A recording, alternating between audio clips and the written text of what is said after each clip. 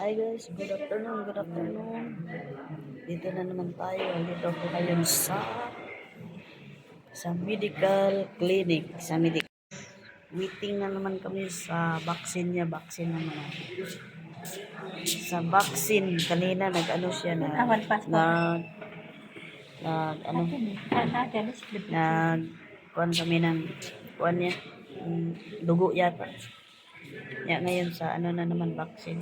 Hintay pa kami ng 10 minutes. So guys, ang dami nagwi-waiting.